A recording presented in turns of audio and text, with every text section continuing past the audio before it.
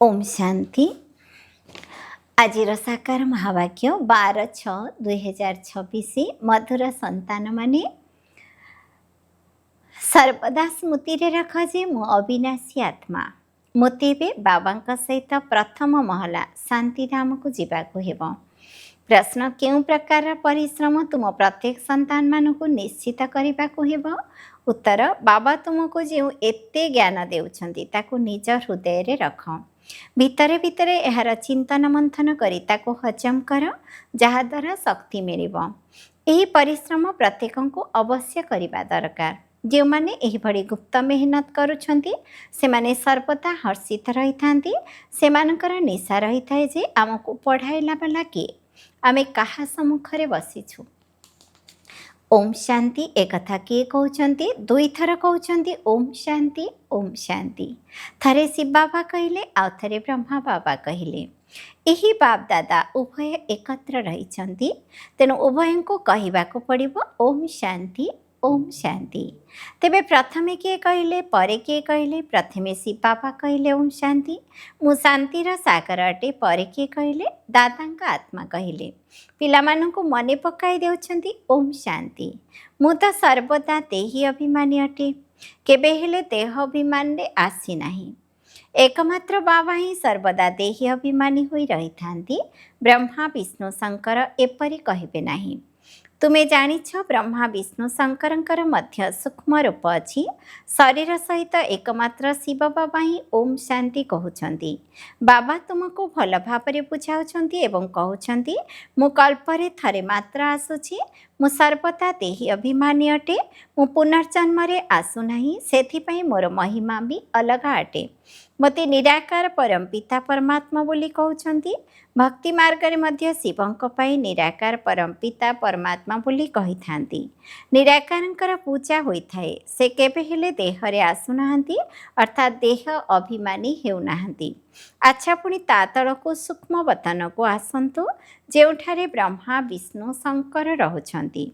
शिवंकर नाम रूप तो देखा जाए नहीं चित्र तैयारी हेउची किंतु से निराकार से केबे साकार रे ही नाहंती हुअंती नाहा। पूजा मध्य निराकारंकर होइथाए। पिलामानंकर बुद्धि रे समस्त ज्ञान रही थाए। तुमे अनेक जन्म भक्ति तो करिछ। पिलामाने तो चित्र देखुछंती। तुमे माने जानिछ जे सत्ययुग त्रेतारे ना चित्रर भक्ति करिवे ना विचित्रर। बुद्धि रे रहु जे परमपिता परमात्मा विचित्र अटंती। तांकर ना सूक्ष्म ना स्थूल चित्र रहिछि। तांकर महिमा दुःखहर्ता सुखकर्ता पतित पावन बोली गायन करा जाउछि। तुमे आ कहार चित्र को पतित पावन कहि परिबो नाही। केही भी मनुष्य नाहंती जहांक बुद्धि रे एक कथा रहिथिबो। ब्रह्मा विष्णु शंकर हेले सूक्ष्म वतनवासी। प्रथम महला पुणी द्वितीय महला रहिछि। सबुठारु सर्वोच्च स्थान हेला मूलवतन।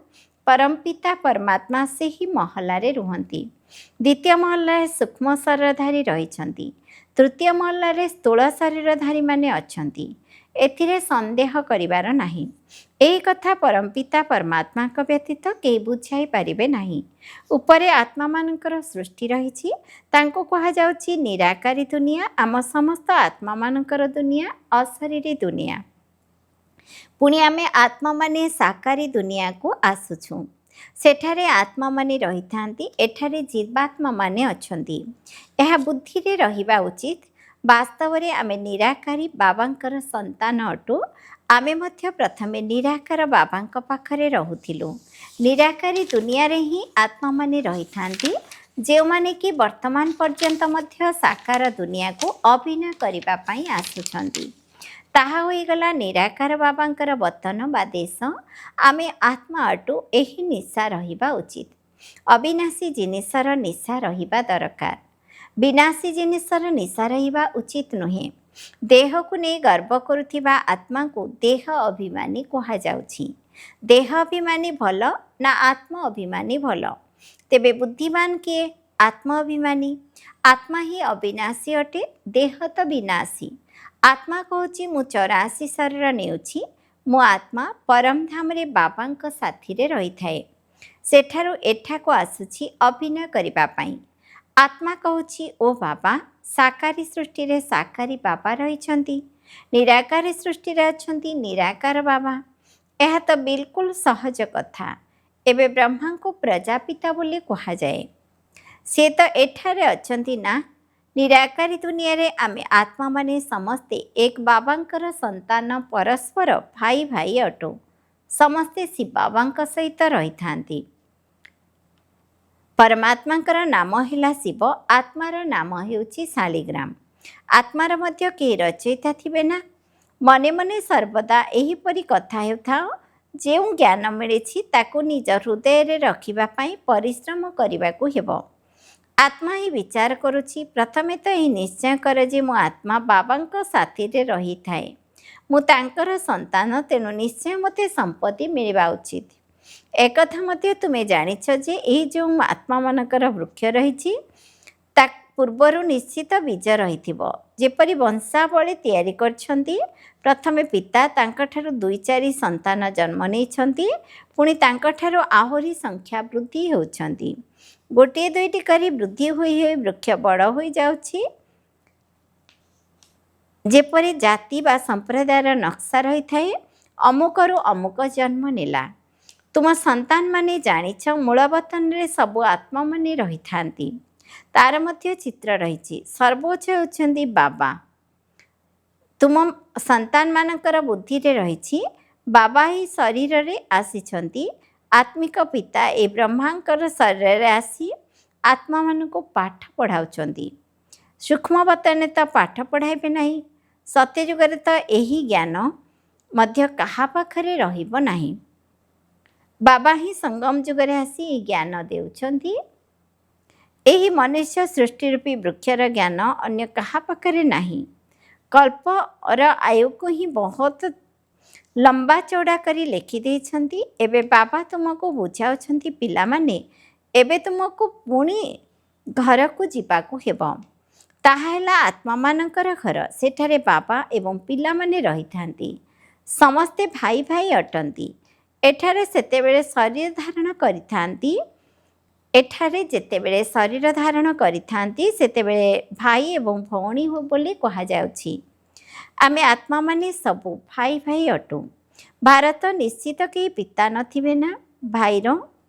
से होउछंती परम पिता परमात्मा। सबु आत्मा माने शरीर रे थाई मध्य तांको मने पकाउछंती। सत्ययुग त्रेतारे केही स्मरण करंती नाही। पतित दुनिया रे ही समस्ते तांको स्मरण करिथांती। काहेकि ना समस्ते रावण रो जेल रे अछंती। रावण कबळू तांको मुक्त करिवा पई सीता डाकुछंती, हे राम। तेबे बाबा बुझाउछंती से कोनोसी त्रेता थिबा राम को स्मरण करू नथिले। राम परम पिता परमात्मा को भावी स्मरण करुथिले। आत्मा ही डाकुछि। एबे तुमे जानुछ अधा कल्प पुणी आमे काहाकू डाकिबु नाही। काहेकि ना आमे सुख धाम रे रहिछु। एबे एही समय रे सब कथा बाबा ही बुझाउछंती। अन्य माने केही जानि ही नाहांती। आत्मा तो अविनाशी अटे। गोटिए आत्मार विनाश होई पारिबो नाही। जेपरी बाबा अविनाशी अटंती सेहीपरी आत्मा मध्य अविनाशी अटे। एठारे आत्मा पतित तमो प्रधान हेउछि। पुणी बाबा सतो प्रधान पवित्र कराउछंती। सारा दुनिया को तमो प्रधान हेबाकू ही पड़िबो। पुणी सतो प्रधान हेबाकू पड़िबो। पतित दुनिया को पवित्र करिबा पई बाबा को आसीबाकू पड़ुछि। तांको ईश्वर पिता बोली कहा जाउछि। बाबा मध्य अविनाशी अटंती। आमे आत्मा माने मध्य अविनाशी अटु। एही ड्रामा मध्य अविनाशी अटे। तुमे संतान माने जानिछ जे एही विश्वर इतिहास भूगोलर किपरि पुनरावृत्ति हेउछि। एही चारोटी जाक जुगरे आमर अभिनय चालुछि। आमे सूर्यवंशी पुणी चंद्रवंशी होइथाउ। चंद्रवंशी जेपरि द्वितीय श्रेणीर होइगले। 14 कला संपन्न को सूर्यवंशी कहा जाय पारिबो नाही। वास्तव में तांको देवी देवता मध्य कहा जाय पारिबो नाही। देवी देवता संपूर्ण निर्विकारी 16 कला संपूर्ण आत्मा को कहा जाय थाए। राम को 14 कला संपन्न कह। तुमर ही 84 जन्मर हिसाब बोली कह जाउछि। नुआ जिनिस पुणी पुरुणा होइगले तार मजा आउ रही न थाए। प्रथमे संपूर्ण पवित्र रही थांती। पुणी अल्प किछि वर्ष बीतीगले टिके पुरुणा कह। एथिपाई घरे मध्य उदाहरण दिया जाउछि। एहीपरि प्रत्येक जिनिस नुआर पुरुणा होई थाए। ଏହି ଦୁନିଆ ମଧ୍ୟ ଏକ ବଡ଼ ରଙ୍ଗମଞ୍ଚ ଅଟେ। ଏହି ଆକାଶ ତତ୍ତ୍ୱ ବହୁତ ବଡ଼, ଏହାର କୌଣସି ଅନ୍ତ ନାହିଁ। ଏହାର ଅନ୍ତ କେଉଁଠାରେ ହୋଇଛି ଏହା କେହି କହିପାରିବେ ନାହିଁ। ଚାଲୁଥାଅ, ଏହାର ଅନ୍ତ ହୋଇପାରିବ ନାହିଁ। ବ୍ରହ୍ମ ମହାତତ୍ତ୍ୱର ମଧ୍ୟ କୌଣସି ଅନ୍ତ ହୋଇପାରିବ ନାହିଁ। ବ୍ରହ୍ମ ତତ୍ତ୍ୱ ବହୁତ ବିଶାଳ, ଅନ୍ତହୀନ ଅଟେ। ଆମେ ଆତ୍ମାମାନେ ବହୁତ ଛୋଟ ସ୍ଥାନରେ ରହିଥାଉ। ଏଠାରେ କେତେ ବଡ଼ ବଡ଼ କୋଠା ତିଆରି କରୁଛନ୍ତି। ଏହି ଧରିତ୍ରୀର ସ୍ଥାନ ବହୁତ ବଡ଼, କ୍ଷେତ ଆଦି ମଧ୍ୟ ଦରକାର ନା। ସେଠାରେ ତ କେବଳ ଆତ୍ମାମାନେ ରହିଥାନ୍ତି। ଆତ୍ମା ଶରୀର ବିନା କିପରି ଖାଇବ? ସେଠାରେ ଆତ୍ମା ଅଭୋକ୍ତା ରହିବ। ଖାଇବା ଅଥବା ଭୋଗ କରିବାର କୌଣସି ଜିନିଷ ନାହିଁ।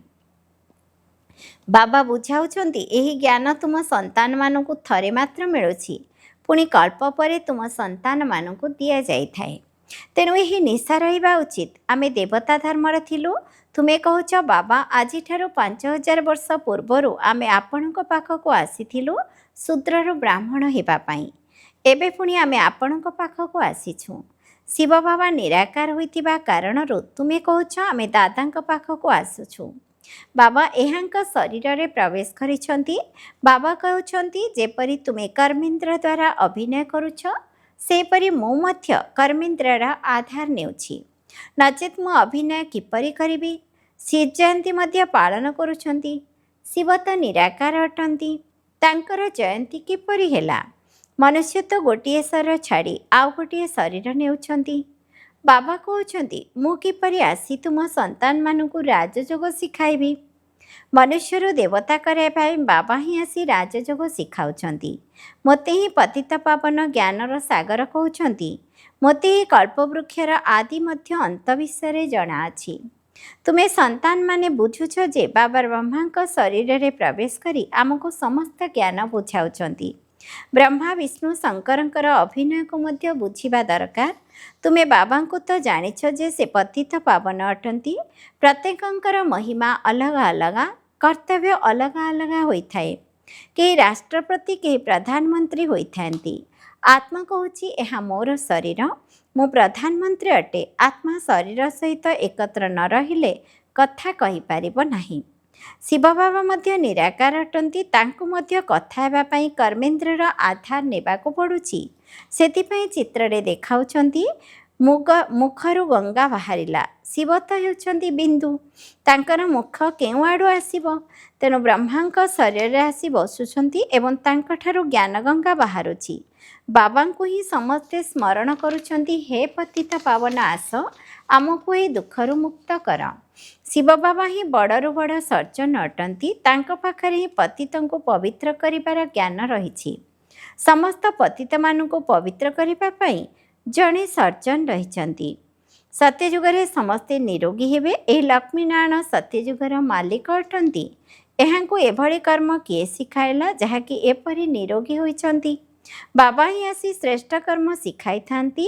ଏଠାରେ ତ କର୍ମର ଭୋଗ ଭୋଗିବାକୁ ପଡ଼ିବ। ସତ୍ୟଯୁଗରେ ଏପରି କହିବେ ନାହିଁ ଯେ ଆମର କର୍ମ ଏଭଳି କଲେ ଏଭଳି ଅଟେ, ସେଠାରେ କୌଣସି ଦୁଃଖ ରୋଗ ହେବ ନାହିଁ। ଏଠାରେ ତ ପରସ୍ପରକୁ ଦୁଃଖ ହିଁ ଦେଉଛନ୍ତି। ସତ୍ୟଯୁଗ ତ୍ରେତା ଯୁଗର କୌଣସି କଥା ରହିବ ନାହିଁ, ଯାହାଫଳରେ କହିବାକୁ ପଡ଼ିବ ଯେ ଏହା କର୍ମର ଭୋଗ ଅଟେ।